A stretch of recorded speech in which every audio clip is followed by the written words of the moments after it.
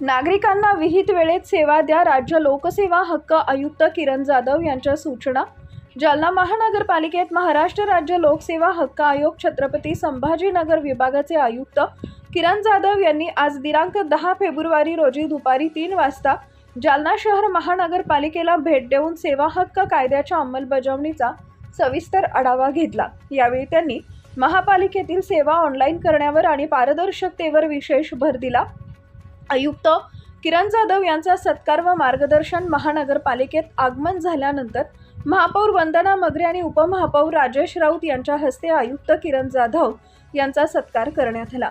त्यानंतर आयोजित बैठकीत त्यांनी उपस्थित अधिकारी व कर्मचाऱ्यांना मार्गदर्शन केले.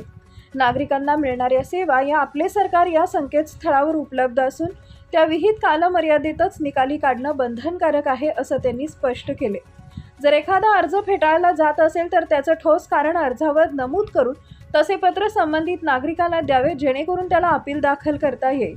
भोपाळच्या धर्तीवर GSI प्लॅन आणि AI ब्लॉकचेन तंत्रज्ञानाचा वापर करून मालमत्ता धारकांना केवळ सेवा देण्याच्या दृष्टीने जालना महापालिकेनं पावलं उचलावी. सेवा हक्क कायद्याअंतर्गत येणाऱ्या सर्व सेवा लवकरात लवकर 100% ऑनलाईन करण्यात याव्यात. पद निर्देशित अधिकाऱ्यांनी दिलेल्या सेवांच्या आधारावर त्यांना गुण दिले जातील. तसेच दर महिन्याच्या अर्जाचा मासिक गोषवारा राज्य लोकसेवा आयोगाकडे सादर करणं अनिवार्य आहे. ज्या विभागात नागरिकांना उत्कृष्ट व जलद सेवा दिली जाईल अशा अधिकारी व कर्मचाऱ्यांचा गौरव करून त्यांना प्रोत्साहनात्मक बक्षीस देण्याच्या सूचनाही त्यांनी दिल्या. त्यानंतर जालना शहर महानगरपालिकेचे उपमहापौर राजेश राऊत यांनी महाराष्ट्र राज्य लोकसेवा हक्क आयोगाअंतर्गत असलेल्या सर्व सेवा या महानगरपालिकेच्या वतीने लवकरात लवकर ऑनलाईन पद्धतीने नागरिकांना उपलब्ध करून देण्यात येईल. तसेच आयुक्त यांनी दिलेल्या सूचनांची अंमलबजावणी करण्यात येईल असं आश्वासन आयुक्त राज्य लोकसेवा हक्क आयोग विभाग छत्रपती संभाजीनगर यांना दिले. का सर नियोजित दौरा काय था आपका?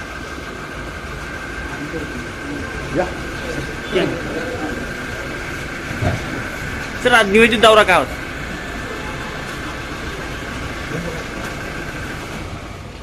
सर आज जालन्याला शहरात आले होते आपण, नियोजित दौरा काय होता आजचा?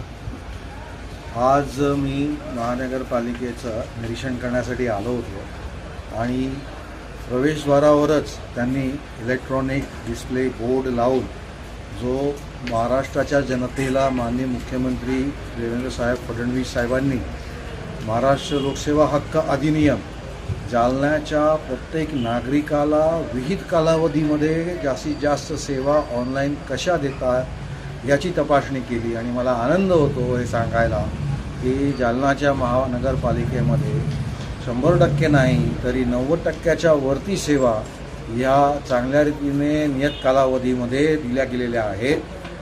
काही सेवांमध्ये असं लक्षात आलं की जसे लॉजिंग होम्स असतील किंवा दुकानदार असतील तर ते रजिस्ट्रेशनचं रिन्युअल महानगरपालिकेमध्ये करीत नाही. जनतेला मी आव्हान करतो की महानगरपालिकेचा उत्पन्न हे तुम्ही करणाऱ्या नूतनीकरणावरती अवलंबून असतं आणि ही आपली महानगरपालिका आहे.